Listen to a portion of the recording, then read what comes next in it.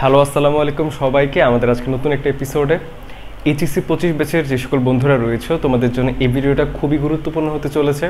দেখো, তুমি যদি লক্ষ্য করে থাকো, আমি জানি তোমাদের সবার মধ্যে একটা পরীক্ষার টেনশন কাজ করতেছে, কারণ কিছুদিন পরেই তোমাদের এইচএসসি পরীক্ষাটা শুরু হবে, যেটা কিনা তোমার জীবনে অন্যতম একটা গুরুত্বপূর্ণ পরীক্ষা।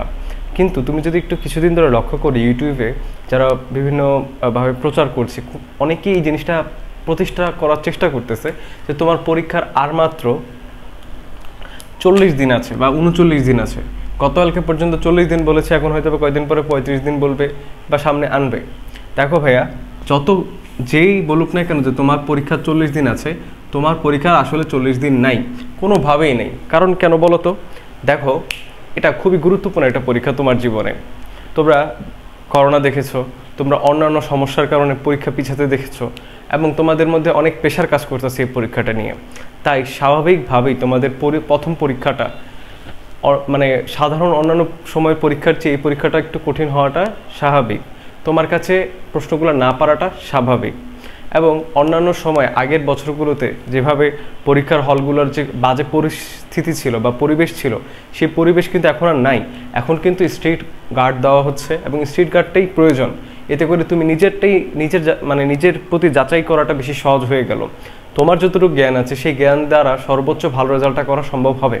কিন্তু তুমি তো এতটাই ভালো বা এত সততার সাথে যে একটা পরীক্ষার হল কন্ট্রোল করা হচ্ছে, এরকম পরিস্থিতির সাথে খুব বেশি ইউজ টু থাকতে পারো। অনেকের স্কুলে বা কলেজে এরকম হতে পারে, বাট অনেকেই যাদের কলেজে বা স্কুলের পরীক্ষাগুলোতে খুব বেশি স্ট্রিট গার্ড দেওয়া হয় না, তাদের জন্য এই এক্সপিরিয়েন্সটা কিন্তু প্রথমবার।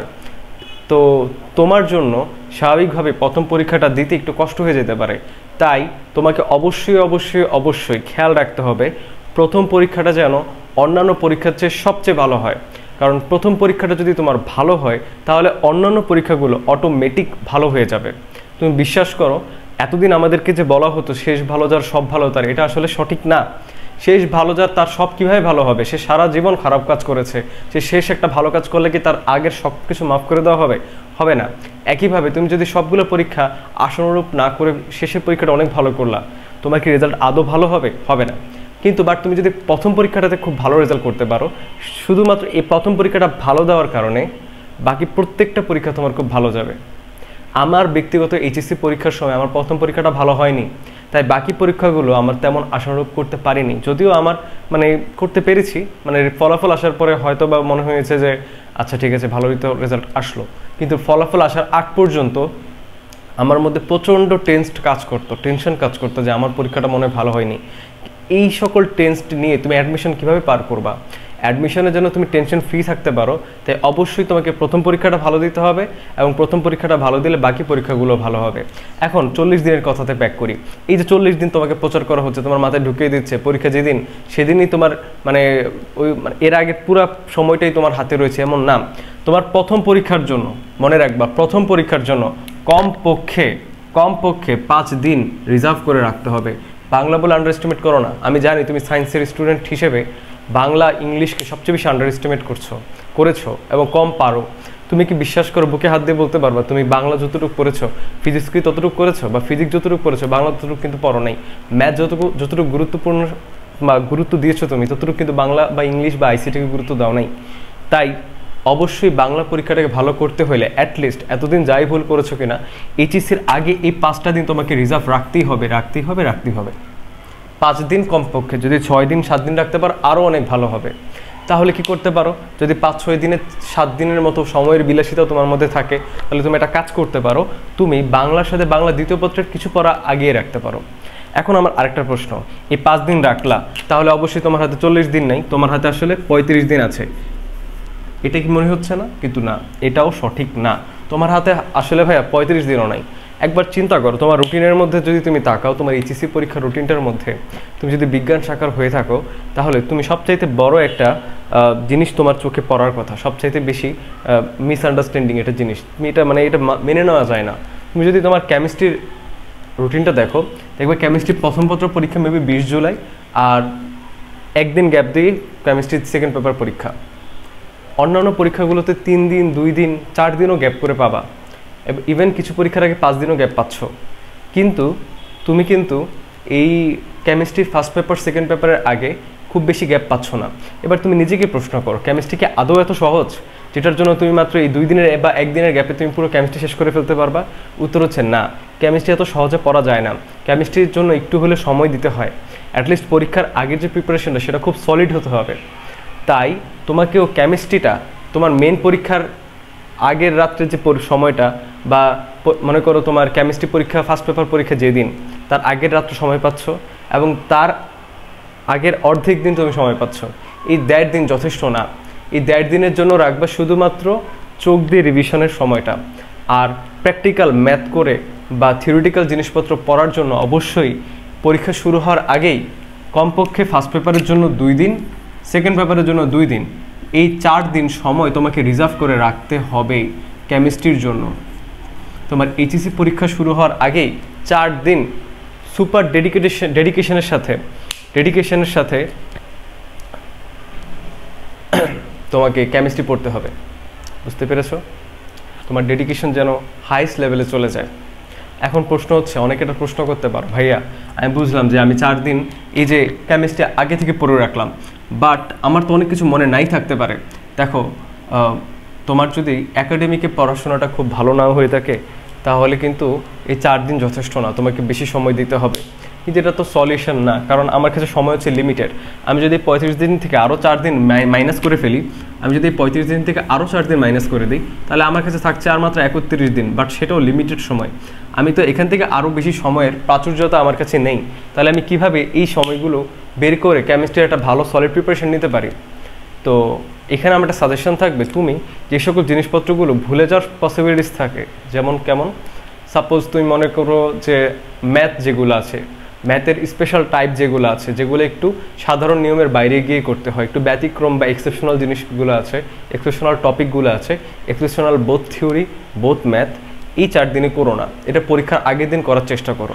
এমসিকিউগুলো এই 4 দিনে করার চেষ্টা করো না, কারণ ভুলে যাওয়ার সম্ভাবনা থাকে। এই 4 দিন তুমি কি করবা? এই 4 দিন তুমি থিওরিটিক্যাল পড়াগুলো শেষ করার চেষ্টা করবা। বইয়ের লাইন বাই লাইন যে সকল থিওরিটিক্যাল জিনিসপত্রগুলো আছে, ক্ষয়ের প্রশ্ন যে সকল জিনিসগুলো আছে, গ বা ঘয়ের স্ট্যান্ডার্ড সাইজ অনুসারে একটা প্রশ্ন, ক্ষয়ের একটা প্রশ্ন যদি ঘয়ের ক্ষতে চলে আসে তাহলে কীভাবে লিখতে হয়, এই সকল জিনিসপত্র বা অবজারভেশন বা খাতায় লেখা, খাতা লিখে লিখে পড়া, এই সকল কাজগুলো তুমি 4 দিনে করতে পারো। তাহলে কেমিস্ট্রির জন্য কমপক্ষে, এটা কিন্তু আমি বেয়ার মিনিমাম তোমাকে সময় বলছি, এটা কিন্তু যথেষ্ট না। আমি আবারও বলছি, তুমি পারলে এর চেয়ে বেশি সময় দাও যদি তোমার কাছে সময়ের প্রাচুর্যতা থাকে।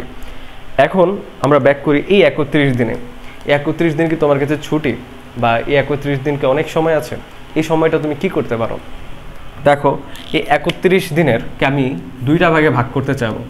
31 দিনকে আমি 2টা ভাগে ভাগ করতে চাবো। প্রথম ভাগটাকে আমি লিখবো 16 দিন, আর পরের দিনটাকে আমি লিখবো 15 ডেজ। প্রথম 16 দিন, এই প্রথম 16 দিন, যার মধ্যে অলরেডি আজকে একদিন চলে যাচ্ছে, এই প্রথম 16 দিন তোমাকে অবশ্যই তুমি যেভাবে পড়ছো এক্সপেরিমেন্টাল পড়াশোনা করতে পারো। তোমার স্যার এভাবে পড়তে বলছে, তোমার বাসার টিচার এভাবে পড়তে বলছে, এডটেকের ওই বড় ভাই এভাবে পড়তে বলছে, বা তুমি যে কোর্সে আছো সেই ভাইরা যেভাবে পড়তে বলছে, সেই এটাকে কিন্তু এক্সপেরিমেন্টাল পড়াশোনা আমি বলছি। এই এক্সপেরিমেন্টাল পড়াশোনা তুমি 16 দিনে করতে পারো, কিন্তু বাকি যে 15টা দিন রয়েছে এটাতে আল্লাহর দোহাই তুমি এক্সপেরিমেন্টাল পড়াশোনা করো না। তোমার এটা পড়তে ইচ্ছা করছে, ওটা পড়া শুরু করে দিছো, ওটা পড়তে ইচ্ছা করছে, ওইটা পড়া শুরু করে দিয়েছি, এই কাজ করা যাবে না। 15টা দিনকে এমনভাবে ভাগ করে নিতে হবে যেন তোমার ল্যাকিংসওয়ালা অধ্যায়গুলো এই 15 দিনে পড়বা। সাপোজ এই 15 দিনে একই দিনে একাধিক সাবজেক্ট পড়তে যাবে না। আজকে একটা দিন ফিজিক্সের পুরা ফার্স্ট পেপার রিভিশন দিব 15 দিনের প্রথম দিন, বা ফার্স্ট পেপারের প্রথম অর্ধেক রিভিশন দিব প্রথম দিন, দ্বিতীয় দিন রিভিশন দিব ফার্স্ট পেপারের দ্বিতীয় অর্ধেক, তৃতীয় দিন রিভিশন দিব ফার্স্ট পেপারের মানে ফিজিক্স সেকেন্ড পেপারের প্রথম অর্ধেক, এরপরের দিন রিভিশন দিব ফিজিক্স সেকেন্ড পেপারের পরের অর্ধেক। এভাবে করে করে রিজার্ভ করে করে এই 15 দিন কীভাবে পড়াশোনা করবা এটা এই 16 দিনে তুমি প্ল্যানিং করে ফেলবা। আগে থেকে প্ল্যানিং থাকতে হবে। এই 15 দিন যেন কোনোভাবেই এক্সপেরিমেন্টাল পড়াশোনা না হয়, যে ওই বড় ভাই আমাকে এমনি পড়তে বলছে, উনি আমাকে এভাবে পড়তে বলছে। এক্সপেরিমেন্টাল পড়াশোনা করা যাবে না, কোনো এক্সপেরিমেন্ট করা যাবে না। এটা প্রি প্ল্যান থাকতে হবে। এই 15 দিন তুমি কী পড়বা সুনির্দিষ্টভাবে তোমার কাছে একটা প্ল্যান, একটা চার্ট তোমাকে আগের থেকে বানানো থাকতে হবে। বুঝতে পেরেছি? তো খুব বেশি প্রেশার নেওয়ার কিছু নেই, জাস্ট তোমাকে সতর্ক করার জন্য হয়তো আমার কথাগুলো খুব সিরিয়াস মনে হচ্ছে, যদিও কিনা সিরিয়াস হিসেবেই নেওয়া উচিত, বাট ভয় পাওয়ার কিছু নেই। তুমি জাস্ট মনে করবা যে এটাকে মানে কুলনেস হিসেবে চিন্তা করো, এই জিনিসটাকে জাস্ট মেনে নেওয়ার চিন্তা করো যে এটা ইনএভাইটেবল জিনিস, ইনএভাইটেবল টাস্ক। ইনএভাইটেবল মানে কি, এটাকে তুমি চাইলে অগ্রাহ্য করতে পারো না, এটাকে তোমাকে সাদরে অ্যাকসেপ্ট করতে হবে। তাই এই সকল জিনিসপত্রগুলোকে সাদরে অ্যাকসেপ্ট করো এবং নিজের বেটারমেন্টের জন্য প্রতিনিয়ত কাজ করো। কীভাবে কাজ করলে নিজেকে আমি আগের পর্যায়ে থেকে ভালো করে নিতে পারি। দেখো যারা আগে পড়াশোনা খুব কম করছো, দেখো তুমি যদি এই মুহূর্তটা খারাপভাবে পড়াশোনা করো বা আগের থেকে খারাপভাবে পড়াশোনা করো বা আগের লাইফস্টাইলকে মেনটেন করো, তাহলে দেখো তুমি কখনোই একটা আশানুরূপ ফলাফল কল্পনা বা আশা করতেই পারো না। এটা একটা বিলাসিতা, এটা তোমাকে মানতে হবে। তুমি পড়াশোনা করতেছো না, বাট তুমি স্বপ্ন দেখতেছো A+-এর বা ইউনিভার্সিটির টিকার, এটা হতেই পারে না। প্রত্যেক বছর ইউনিভার্সিটির না টিকার পরে কিছু ছাত্র, আমি সবাইকে বলছি না, কিছু ছাত্র অলওয়েজ ব্লেম করে এটাকে ওইটাকে ব্লেম গেম খেলতে থাকে যে আমি চান্স পাইনি, হয়তো বা ওই বড় ভাই এভাবে খারাপ পড়াইছে, বা আমি এই ভাইয়ের কাছে পড়তাম, ভাই ভালো টিচার ছিল না, বা আমি রিসোর্সের কম পাইছিলাম। এই সকল ব্লেম গেম থেকে বাঁচার জন্য হইলেও অ্যাটলিস্ট এই মুহূর্তে একটু ভালো মতো পড়াশোনা করো। পুরো গেম চেঞ্জ করে ফেলবে অনেকেই। তুমি এই মুহূর্তে চিন্তা করতেছো যে আমি কীভাবে কামব্যাক করবো, আমি তো এসএসসিতে অনেক ভালো পড়াশোনা করতাম, 90 অনেক ভালো পড়াশোনা করতাম, কীভাবে কামব্যাক করবো। ট্রাস্ট মি, তোমার সাথে এরকম হাজারো মানুষ আছে যারা কিনা এখন কামব্যাকের স্বপ্ন দেখতেছে। কিন্তু মজার ব্যাপার এটা যে তুমি যদি তোমার টাইমগুলোরে ইউটিলাইজ না করো, 3 মাস পরে তুমি সেই কামব্যাকের জন্য কান্নাকাটি করতে থাকবা। কিন্তু তোমার সাথে যারা কামব্যাক করার স্বপ্ন দেখতেছে আজকে, তারা 3 মাস পরে ঠিকই কামব্যাক করে ফেলবে। তাই প্রত্যেকটা সময় ইউটিলাইজ করো। আগে কি করছো ডাজেন্ট ইভেন ম্যাটার। এই মুহূর্ত থেকে তুমি জানো তোমার কোনো কাজে অলসতা, কোনো কাজে মানে জিনিসটাকে অবহেলা কোনোভাবে না হয়। এই পড়াশোনা তোমাকে এমন এমন জিনিসপত্র দান করবে যা তুমি কল্পনা করতে পারতেছো না। তোমার পুরা সেলফ আপলিফটমেন্ট করতে এই জিনিসটা তোমাকে সহায়তা করবে। তাই এই জিনিসটাকে সম্মান করো। পড়াশোনা আসলে একটা ইবাদতের শামিল, এটাকে সম্মান করো। এটা তোমাকে অনেক অনেক অনেক বেশি মূল্যায়িত করবে, যেটা পৃথিবী তোমাকে মূল্যায়িত করতে পারে না, সেটা তোমার পড়াশোনা তোমাকে সেই মূল্যটা দিবে। তাই পড়াশোনা যথেষ্ট ভালো মতো করার চেষ্টা করো এবং এটাকে সম্মান করার চেষ্টা করো।